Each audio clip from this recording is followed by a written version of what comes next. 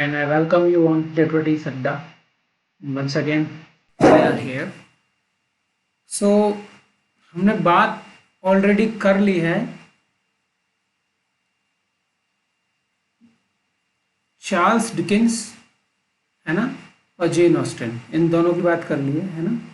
ये आपके सिलेबस में है। उसके बाद में आप जैसे ही सिलेबस में थोड़ा सा आगे और चलेंगे तो उसमें अनीता देसाई और खुशवंत सिंह आते हैं, ठीक है। तो अनीता देसाई एक इंडियन राइटर है जो इंग्लिश में लिखती है ना। तो इसलिए आप देख सकते हैं कि जो हमारी राइटिंग्स है ना, जो हमारे लोग हैं अपने जो इंडिया से बिलोंग करते हैं ना, उन्होंने इंग्लिश लैंग्वेज में लिखना शुरू किया धीमे धीमे। तो कुछ इस प्रकार से एक कह सकते हैं डोमेन बना इंडिया से, जिसको इंडियन राइटिंग इन इंग्लिश के नाम से पुकारा जाता है। जो कि आप जो पहला जो लेक्चर है जो मैंने रिकॉर्ड किया है, इसमें आप जान चुके होंगे इंडियन राइटिंग इन इंग्लिश के बारे में। इसी सीरीज में, इसी क्रम में इसका इंट्रोडक्शन देने के बाद में, है ना, इसके इंट्रोडक्शन में मैंने आपको कुछ कुछ बताया कि इंग्लिश लैंग्वेज का ओरिजिन कैसे हुआ, कैसे इंग्लिश लैंग्वेज ट्रेंड में आई, कैसे धीमे धीमे आम जन के द्वारा लिखी जाने लगी, कैसे लिटरेचर उसमें लिखा जाने लगा। कुछ इन मुद्दों पे हमने अपनी प्रीवियस क्लास में बात करी है। आज हम इसी फील्ड में आगे बढ़ते हुए इसी के डोमेन से कुछ ऑथर्स हैं जो हमारे सिलेबस में शामिल हैं, उनमें से एक है अनीता देसाई, ठीक है। सुनिए, हम बात कर रहे हैं अनीता देसाई की, ठीक है। अनीता देसाई मान लीजिए या मजूमदार मान लीजिए, ठीक है।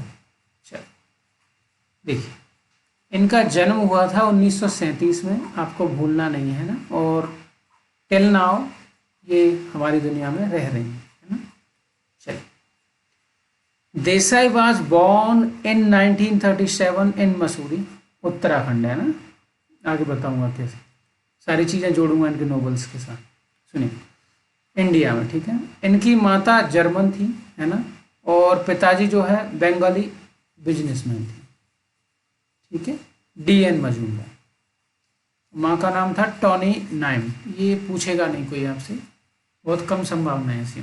सुनिए, her father met her mother while he was an engineering student in pre-war Berlin, ठीक है।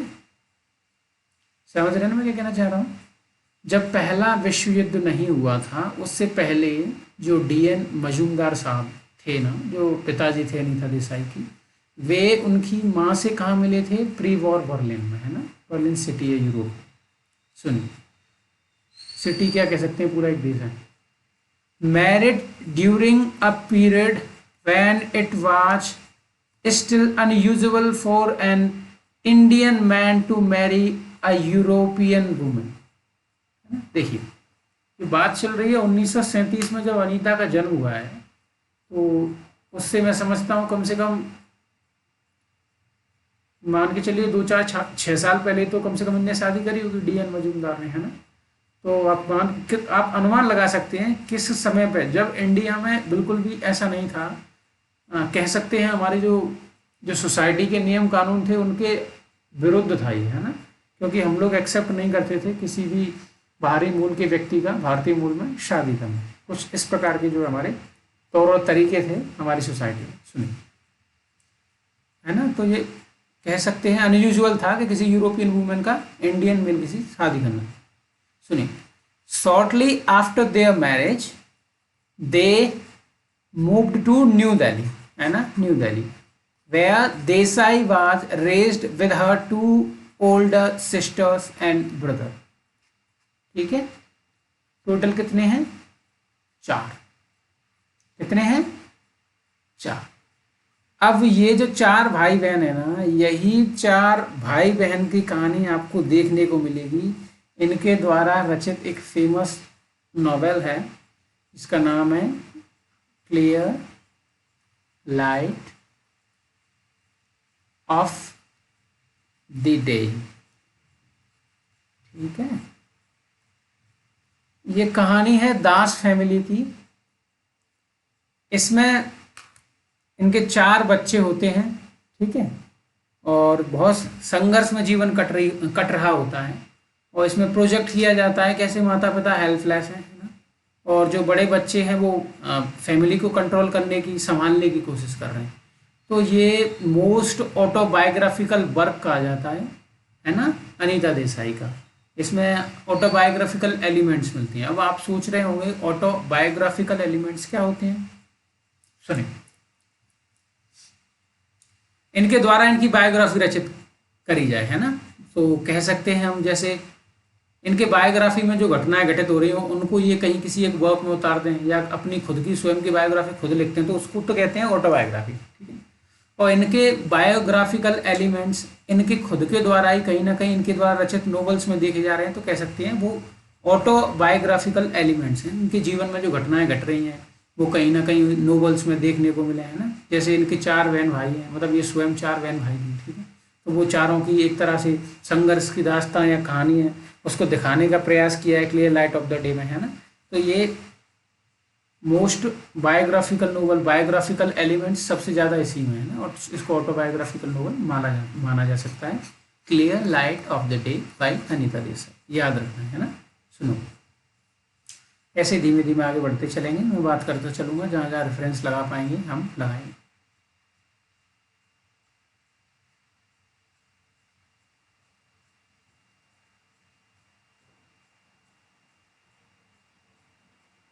सुनिए, she grew up speaking Hindi with her neighbors and German only at home, ठीक है।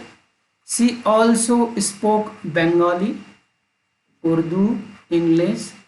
She first learned to read and write in English at a school at very young age of 7. Okay, 7 साल की उम्र में जो है ये पढ़ना और लिखना सीख गई थी, बहुत कम उम्र में, 7 साल की उम्र। As a result English became her literary language. Literary language कह सकते हैं लिटरेचर की लैंग्वेज, जिस लैंग्वेज में वो लिटरेचर लिख रही हैं तो वो इंग्लिश में लिख रही है, ठीक है। She published her first story at the age of 9, ठीक है। 9 साल की उम्र में इन्होंने कोई एक लिटरेचर की कृति लिख ली थी। अब सुनिए, अब मैं आपको कुछ बताता हूँ। आप देख रहे होंगे कि ये मल्टीलिंगुअल थी, है ना।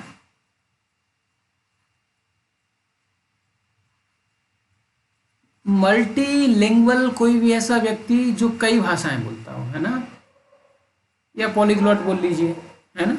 सुनिए, बहुभाषा बोलने वाला, है ना। सुनिए, इनको बंगाली, उर्दू, इंग्लिश, जर्मन और हिंदी तकरीबन 4-5 भाषाएं आती थी, है ना।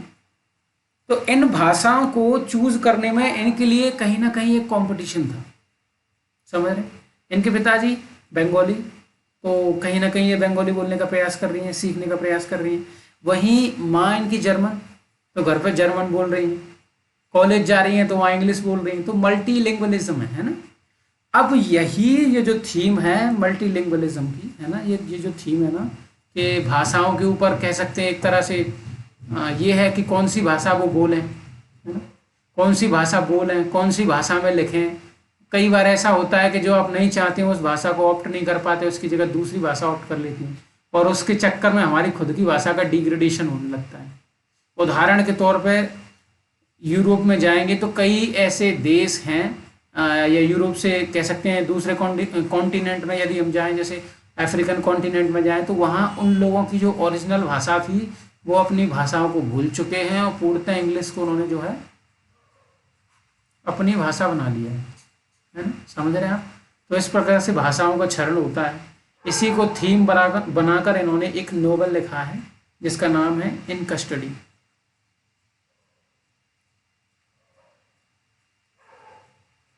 इन कस्टडी, है ना। सुनिए, ये कहानी है एक ऐसे व्यक्ति की जो उर्दू से बहुत प्रेम करता है, कहीं ना कहीं उर्दू को अपना एज ए लिटरेरी कैरियर देखता है, लेकिन मजबूरन उसे हिंदी ऑप्ट करनी पड़ती है, और वो अब एक हिंदी का प्रोफेसर है, ठीक है। अब उसको एक बार मौका मिलता है, एक महान कह सकते हैं, इसमें एक कैरेक्टर है नूर शाहजहां वादी का नाम से, है ना, नूर शाहजहां वादी, है ना, ये एक उर्दू पोएट है, ठीक है। तो इनका इंटरव्यू करने का मौका मिलता है। तो थ्रू आउट कह सकते हैं पीरियड थ्रू आउट नोवेल ये इंटरव्यू लेने का प्रयास करता है, और अंततः ये जो महान पोइट थे इनकी हो जाती है डेथ, और उसका भारी नुकसान होता है, फिनेंशियली भी उसका टाइम भी जाता है ना। हालांकि जो उसकी ईगरनेस थी उसके पैशन की तरफ, उसको कहीं ना कहीं प्रोजेक्ट करने का इन्होंने प्रयास किया है कि किस प्रकार से इन्होंने इंग्लिश लैंग्वेज को चूज़ किया रेदर देन कि वो ट्रेंड के हिसाब से इन्होंने इंग्लिश लैंग्वेज को चूज़ किया, क्योंकि इंग्लिश लैंग्वेज ग्लोबली राज कर रही थी, सारे लोग इंग्लिश बोल रहे थे कहीं ना कहीं, है ना। क्योंकि अब जब तुम अपनी चीज़ों को ग्लोबल लेवल पे पहुंचाना चाहते हो तो आपको किसी ऐसी लैंग्वेज का सहारा लेना पड़ेगा जो ग्लोबल लेवल पे बोली जा रही है, और वो इंग्लिश है। तो कहीं ना कहीं इन्होंने अपने इंटरेस्ट या कह सकते हैं अपनी खुद की लैंग्वेजों के साथ कॉम्प्रोमाइज़ किया। उदाहरण के तौर पर हिंदी, दिल्ली में रह रही थी तो हिंदी बोल रही थी, ठीक है। पिताजी की बंगाली, उसके साथ भी एडजस्टमेंट किया, है ना कहीं अपनी चीज़ों को अपर लेवल पर ले जाने के लिए इन्होंने भाषा के साथ समझौता किया, और इसी के तौर पर उन्होंने जो है अपनी लैंग्वेज, लिटरेरी लैंग्वेज इंग्लिश को बनाया। समझ रहे हैं आप? ठीक है सर, अब हमने इतनी बात कर ली, हम धीमे धीमे चलते चलेंगे आगे, और मैं प्रयास करूंगा कुछ ना कुछ इनके वर्क से जोड़ने का, है ना, ऑटोबायोग्राफिकल जो भी है जो जोड़ा जा सकता है उसके संदर्भ में आहिस्ता आहिस्ता बात कर।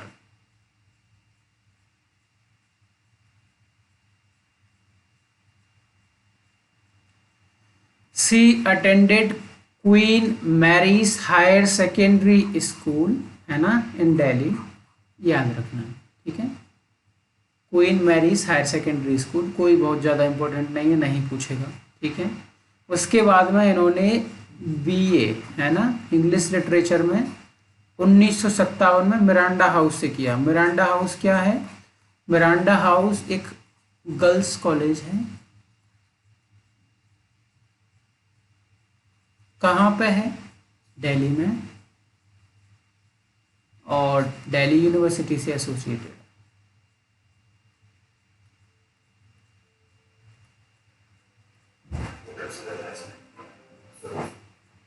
दिल्ली यूनिवर्सिटी से एसोसिएटेड है ना।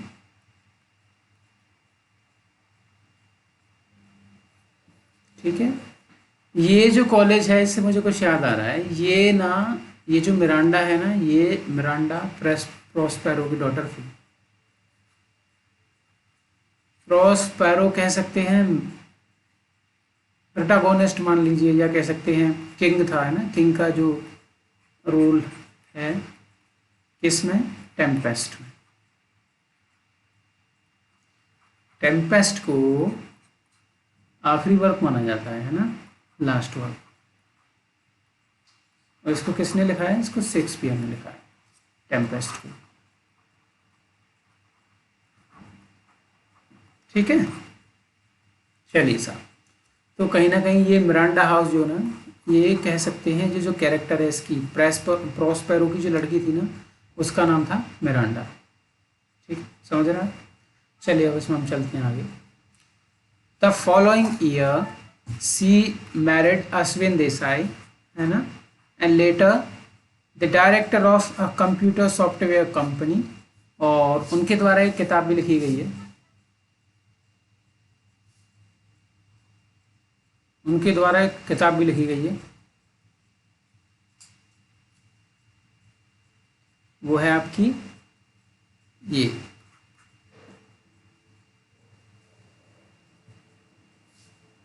सुनो, बिटवीन एटर्निटीज,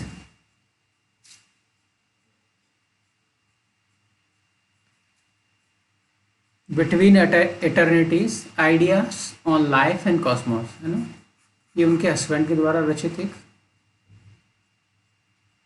वर्क है ना।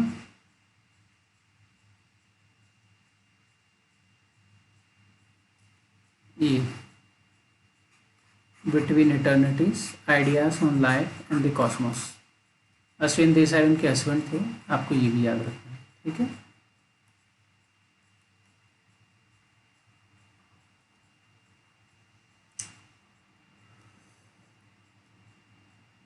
दे हैड 4 चिल्ड्रन, मैंने बताया, including Booker prize winning Nobelist Kiran Desai. Kiran Desai वही नोबलिस्ट हैं, है ना, जिनके द्वारा एक फेमस वर्क है दे इनहेरिट ऑफ फ्लावर्स। ठीक है, ये एक नॉवल है, इसको बुकर प्राइज मिला है। ठीक है, शायद मैं समझता हूँ 2005 या 2006 में मिला होगा। यूके में ये एक ऑथर के साथ रहती थी, उसका नाम याद नहीं आ रहा मेरे को, जिसको 2005 में ओरान पामुक के साथ रहती थी, है ना।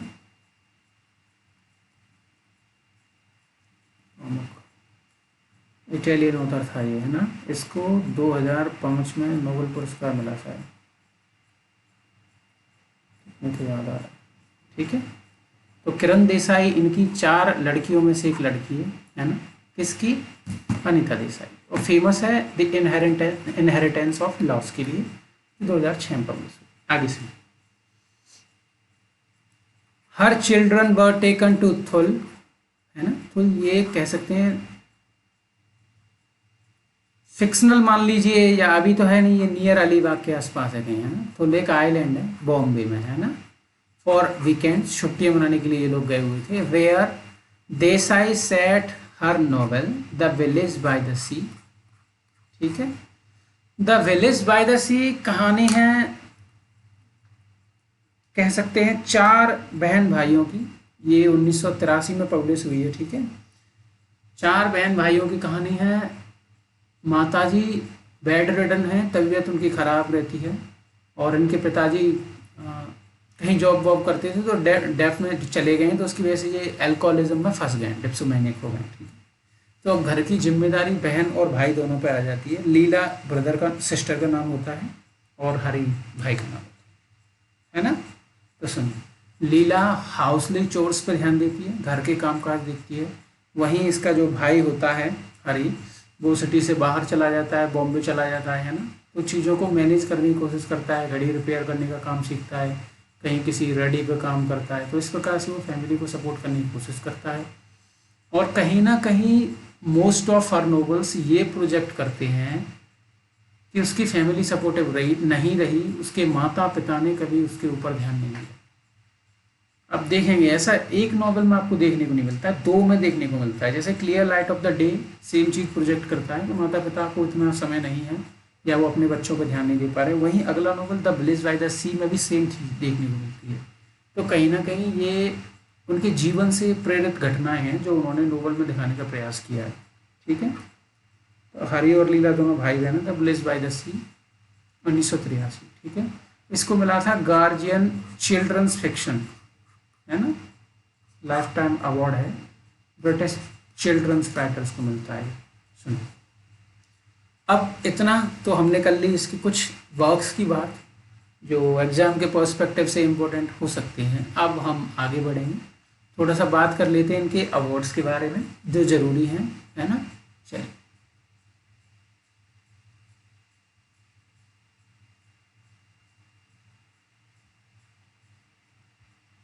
सुनिए,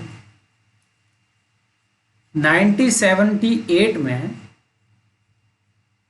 विनीफ्रेड हॉल्टवाई मेमोरियल प्राइज मिला था इनको फायर ऑन द माउंटेन के लिए। सुनिए, फायर ऑन द माउंटेन, है ना। इस वर्क में मेजरली लॉनलीनेस इनकी थीम है। ये कहीं ना कहीं दिखाने का प्रयास कर रही थी कि कैसे कोई व्यक्ति अपनी लॉनलीनेस को सील्ड बनाता है, और कैसे वो ही अपने आप में अकेला फील करता है। वो लोनलीनेस एज अ सील्ड भी काम करती है ना। और दूसरी बार किसी व्यक्ति को जैसे मौका ना दिया जाए कि कोई उसको नुकसान पहुंचा सके, तो सबसे अलग थलग रहती है, कोई साथ में नहीं है, बस एक नौकर है रामलाल, है ना। ये कहानी है लीला की। ठीक है, क्षमा चाहूँगा, नंदा कौल, है ना, इसकी प्रोटैगनिस्ट है नंदा कौल। एक ऐसी महिला जो अलग थलग रह रही है उत्तराखंड में, है ना। कहाँ पे? उत्तराखंड। सुन, तो बस ये कहानी है, ये लॉनलीनेस से डील करती है। परपोती इसके यहाँ घूमने आती है, रा का नाम होता है उसका, है ना। दोनों पहले एक दूसरे से डिटैच्ड फील करती हैं, दोनों सेपरेट फील करती हैं, नहीं चाहती हैं कि दोनों एक दूसरे के नज़दीक रहें, दोनों एक दूसरे से बात करें। बाद में इनका आपस में अफेक्शन बढ़ जाता है। ठीक है, तो ये कहानी है फायर ऑन द माउंटेन की, है ना, जिसको लिखा है अनीता देसाई। अब 1978 में ही इनको साहित्य अकेडमी अवार्ड मिला था, है ना, साहित्य अकादमी अवार्ड मिला था इनको, नेशनल अकेडमी ऑफ लेटर्स के नाम से भी जिसको जाना जाता है, फायर ऑन द माउंटेन के लिए, है ना, सेम। चलिए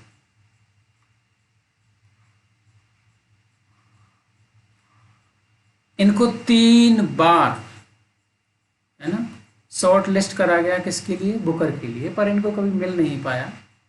खैर अब उनको नहीं मिल पाया तो उनकी बेटी को मिल गया, है ना, द इनहेरिटेंस ऑफ लॉस के लिए, मैंने आपको भी बताया थोड़ी बात। सुनिए 1980 में शॉर्ट लिस्ट हुई थी वो बुकर के लिए, फिक्शन में, है ना, clear light of the day, इसके लिए, ठीक है। चलिए अब 1983 में ये मैंने आपको बताया Guardian children fiction prize the village by book sea को मिला था। 1984 में फिर एक बार ये शॉर्ट लिस्ट हुई थी, किसके लिए, इन कस्टडी के लिए, है ना, इन कस्टडी के लिए जो है ये शॉर्ट लिस्ट हुई थी। ये इतना ज़्यादा ज़रूरी है नहीं, पढ़ लेना तो पढ़ लेना, कोई ज़रूरत नहीं। तीसरी बार ये कब शॉर्ट लिस्ट हुई थी, ये हुई थी फास्टिंग एंड फीस्टिंग के लिए, ठीक है। तो ये भी जरूरी, ये जरूरी, ये जरूरी और ये जरूरी, है ना, और इसको याद रखना। पूछ सकता है इनमें से कौन सा नॉवेल किरण अनीता देसाई द्वारा रचित शॉर्ट लिस्ट नहीं हुआ बुकर के लिए, है ना, clear light of the day हुआ, इन कस्टडी हुआ, फास्टिंग फीस्टिंग हुआ, है ना, याद रखना ये तीनों, पहला ये, दूसरा ये, तीसरा ये, इनका डेट भी देख कर, है ना, ये ईयर, ठीक है। चलिए आगे चलिए, ये कोई इतना ज़्यादा ध्यान देने वाली आप ज़रूरत नहीं है। ये भी हाँ आपको ये ज़रूर पता होना चाहिए कि रॉयल सोसाइटी ऑफ लिटरेचर जो कि लंदन में है, ठीक है, 2003 में, यहाँ इनके पास इसकी सदस्यता भी थी, है ना, ये कह सकते हैं हॉल ऑफ फेम में बैठती थी, है ना, और साहित्य अकादमी फेलोशिप ये भी इनके पास है, 2007 में मिली, ये 2003 में मिली, है ना, ठीक है। अब इनको कंपेनियन ऑफ लिटरेचर नाम का एक अवार्ड दिया गया था, इसको यही देती है ये 2020 में, ठीक है। कौन देता है, रॉयल सोसाइटी ऑफ लिटरेचर, ये आपको याद है, ठीक है। रॉयल सोसाइटी ऑफ लिटरेचर के बारे में थोड़ा सा बताऊं तो ये अराउंड 1664 के आसपास ये इस्टेब्लिश हुआ था, ठीक है।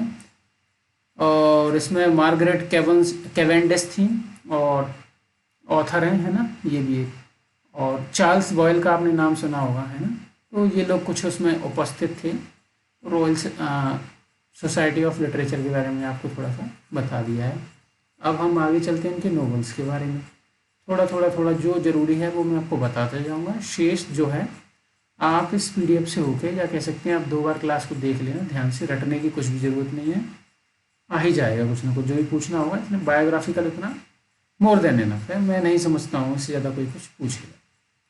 मैं जो भी चीज़ें आपको बताता हूँ इनके नोवेल से, इनकी लाइफ से कनेक्ट करके, वो कहीं ना कहीं आपको हेल्प जरूर करेंगे, इस बात की मेरी गारंटी है ना। आइए साहब, नॉवेल्स, है ना, चलो। किराए द पेकॉक, आपसे वो पूछ सकता है जो पेपर डिज़ाइन करेगा कि इनका पहला पब्लिश्ड नोवेल कौन सा था, किराए the peacock, story of Maya and Gautam, है ना।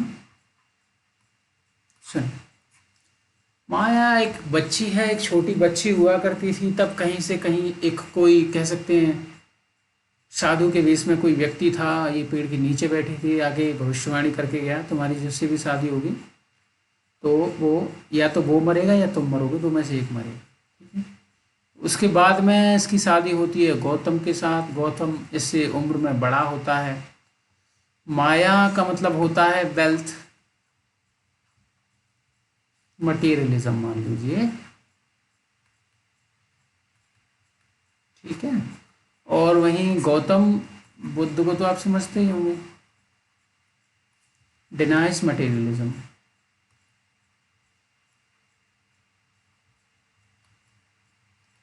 ये सिंबोलिस्टिक कैरेक्टर्स हो सकते हैं मेरी समझ में, क्योंकि ये कहीं ना कहीं एक ऐसा कैरेक्टर है जो चुलबुला सा है, जिसको हर चीज़ चाहिए जीवन में, समझ रहे हो ना।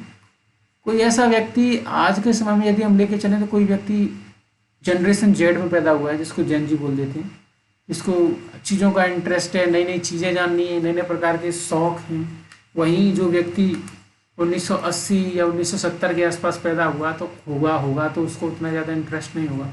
बिल्कुल उसी प्रकार इन दोनों में एज गैप होने की वजह से माया को ऐसा था कि ये अपने पिताजी के यहाँ रही थी, तो इसके पिताजी ने इसके ऊपर बहुत अफेक्शन दिया था, है ना। अफेक्शन दिया था तो ये कहीं ना कहीं उनकी लाडली थी। वहीं गौतम बहुत ज़्यादा मैच्योर व्यक्ति था और इन चीज़ों में विश्वास कम रखता था और बहुत बिजी रहता था, लॉयर था ये, है ना, बिल्कुल माया के पिताजी की तरह। तो इसके पास इतना समय नहीं था, तो उससे बचने के लिए इसने एक कुत्ते को पाला, उसको बच्चे की तरह रखती थी। कुत्ता मर गया तो ये डिटैच हो गई, अकेली पड़ गई, ठीक है। और कहीं ना कहीं अपने मेंटल स्पेक्ट्रम में इतनी फंस चुकी थी कि जैसे जैसे समय निकलता जा रहा था, ये घर में अकेली थी। गौतम उतना ज़्यादा अफेक्शन से, प्रेम से बात नहीं करता था, तो इसका अंत ऐसा लिखा हुआ है कि गौतम को ये छत से धक्का दे रही थी। इसके दिमाग में वही चलता है कि हम दोनों में से एक मरेगा तो क्यों ना गौतम मरे, तो ये गौतम को छत से धक्का दे रही थी। तो ये कहानी है माया की, एक ऐसी लेडी जो लॉनली फील करती है ना, लॉनली फील करती है, लाइफ से एकदम डिटैच्ड हो चुकी है ना। उसको अफेक्शन चाहिए, अफेक्शन मिल नहीं रहा। वही वाली बात कि कहीं ना कहीं अनीता देसाई ने ये फेस करा हुआ लाइफ में कि माता पिता इतनी ज़्यादा केयर करते नहीं है ना। और हस्बैंड ही मिला तो ऐसा मिला कि जो ध्यान नहीं दे रहा मेरे ऊपर, अश्विन देसाई। ये तंज हो सकता है एक तरह से। अगर उनकी बायोग्राफिकल डिटेल्स में आप डीप डाउन जाएंगे तो आप देखेंगे कहीं ना कहीं इसका एलिमेंट अगर कोई ऐसा नॉवल में दिख रहा है तो उनकी रियल लाइफ से रिलेटेड होगा, है ना। चलिए थोड़ा सा मैंने आपको बता दिया। किराए द पिकॉक यूनिवर्सिटीज़ के सिलेबस में ये शामिल है। आप एमपीटेट में चले जाइए, कहीं भी चले जाइए। एमपीटेट छोड़िए, अब ये डीएवीपी का है ना, उधर राजस्थान में यूनिवर्सिटीज़ हैं, है ना, तो आपको ये देखने को उनमें मिलेगा। अब एक और वर्क है इनका, वॉइसेस इन द सिटी 1965, ठीक है। बाय बाय ब्लैकवर्ड, ये आपके सिलेबस में शामिल है। किसके सिलेबस में शामिल है? जिसके संदर्भ में हम इस वक्त बात कर रहे हैं वो एमपीटेट। बाय बाय ब्लैकवर्ड 1971, इसको हम डेप्थ में पढ़ेंगे, है ना। प्रयास करेंगे जितने भी मुख्य और जरूरी बिंदु हो सकते हैं एग्जाम की दृष्टि से, उनके ऊपर हम चर्चा करेंगे अगली क्लास में, ठीक है। चलिए sir, where shall we go this summer, है ना, 1975, याद रखना। 2 बार पढ़ लोगे ना तो दिमाग में रह जाएगा। 4 ऑप्शन देख के लगा दो। सुनो अगला, fire on the mountain 1977, Nanda Kaul की कहानी। Clear light of the day, मैंने आपको बताया दास फैमिली की कहानी 1980। इन कस्टडी, ये मैंने आपको बता दिया, देवेंद्र शर्मा की कहानी है। एक व्यक्ति जो हिंदी का प्रोफेसर है ना, और जो बनना चाहता था उर्दू का पोइट, 1984, है ना। बॉम गार्टनर्स बॉम्बे 1988, ठीक है। Journey to Ithaca 1995। अब थोड़ा सा मैं आपको कुछ बता देता हूँ, सुनिए। ये जो इथाका है, इथाका इसके बारे में सुनिए।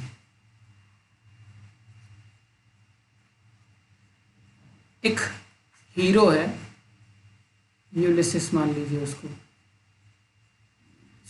यूलिसिस मान लीजिए या ओडेसियस मान लीजिए, है ना। इसको इंग्लिश में बोला जाता है, ये ग्रीक नाम है, व्यक्ति एक ही है। तो जब ये ट्रॉय का युद्ध लड़ के वापस आ रहा था, आपने ट्रॉय एक मूवी देखी होगी ब्रैड पिट की, है ना, तो ये वही वाला है। ये इंग्लिश हिस्ट्री में कहीं ना कहीं, इंग्लिश है ना, हिस्ट्री में मिथ कह लो, मिथ मान लो थोड़ा, है ना, कहीं इंग्लिश हिस्ट्री में ये घटना देखने को मिलती है, बैटल ऑफ ट्रॉय। तो वहीं ये व्यक्ति लड़ने जाता है एक्किलीज की साइड से, है ना। तो अब ये वापस जा रहा है अपने घर, है ना। तो यूलिसिस का जो घर है वो इथाका, ये कहाँ पे? इथाका, हाउस ऑफ यूलिसिस, है ना, इथाका में, ठीक है। किसका? यूलिसिस का। तो इसीलिए ये है जर्नी टू इथाका, कहीं ना कहीं जर्नी को बता रही है। अब उसके अंदर क्या है एग्जैक्ट मैंने डीप डाउन देखा नहीं है, पर ये कहीं ना कहीं अपनी लाइफ का बयां कर रही होंगी इस बात में, ऐसी उम्मीद करता हूँ, मैंने देखा नहीं। और मैं आपको ये बता रहा हूँ कि इसका लिटरेरी कॉन्टेक्स्ट का है ना। कॉन्टेक्स्ट के बारे में इसलिए बता रहा हूँ, आपको कभी ना कभी कहीं ना कहीं काम जरूर आ जाएगा ये, जैसे यूजीसी नेट में आ जाए है ना, या कहीं किसी और लिटरेचर के एग्जाम में। नॉलेज कभी बुरा नहीं होता, मैं इंग्लिश लिटरेचर पढ़ा रहा हूँ ना, वो आपस में जहाँ कनेक्ट करेगा मैं कोशिश करूँगा उसको बताने की। अब इसका अगला वाक्य है फास्टिंग फीस्टिंग 1999, आपको याद रखना है, ठीक है। अगला है द जिगजैग वे 2004 है ना, 2004। अब रोजरीटा 2024 है ना, याद रखना लेटेस्ट में ये वर्क आया है ना, 2024 में ये लेटेस्ट वर्क है ना। अब चलिए आगे चल रहे हैं हम।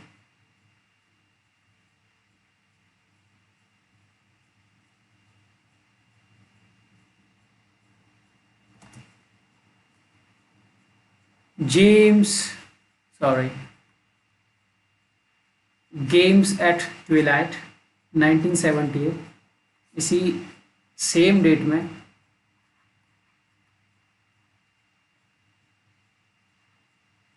ओरिएंटलिज्म नाम का एक वर्क पब्लिश हुआ था।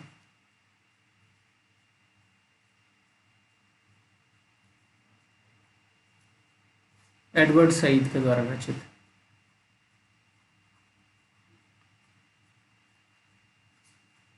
पोस्ट कॉलोनियल लिटरेचर का हिस्सा है ये।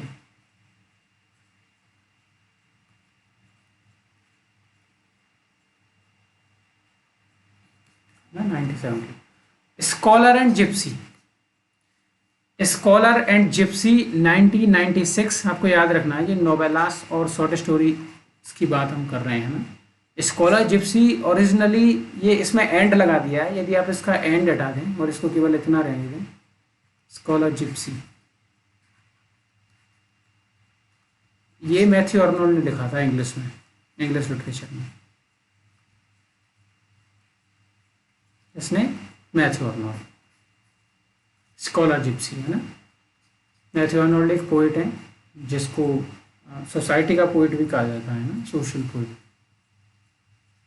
चलिए, diamond dust and other stories, ये भी आपको याद रखना है, ठीक है। कलेक्टेड स्टोरीज 2008, आपको ये भी याद रखना है। द आर्टिस्ट ऑफ डिसअपियरेंस 2011, थोड़ा दो एक बार पढ़ लेना, इतना जरूरी ये है नहीं, बाद बाकी यदि आप इसको थोड़ा याद रखेंगे तो कोई बुराई नहीं, 2 बार बस पढ़ लेना, ध्यान से याद रह जाएगा, ऑप्शन देके आप कर लोगे। द कंप्लीट स्टोरी 2007, ये इतनी सी इनके वर्क्स की कहानी है ना। अब इनने कुछ चिल्ड्रन की बुक्स भी लिखी हैं, उनके बारे में आप देख लीजिए, ये देखिए।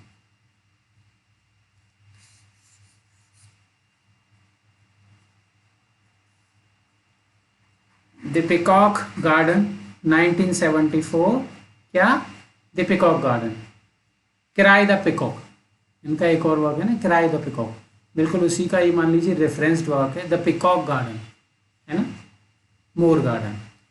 चलिए, ये चिल्ड्रन लिटरेचर का भाग मान लीजिए इसको ना, इन्होंने चिल्ड्रन के ऊपर बुक्स लिखी। Cat on a houseboat 1976 है ना। The village by the sea, ये अपन को पता है, अभी अपन ने ऊपर बात कर ली, ठीक है। अभी के लिए हम इस लेक्चर को यहीं रोकते हैं, अगली क्लास में हम इससे आगे बात करेंगे। बहुत बहुत धन्यवाद धैर्य के साथ मुझे सुनने के लिए, थैंक यू वेरी मच। मिलते हैं हम अगली क्लास में, तब तक के लिए धन्यवाद, बाय बाय।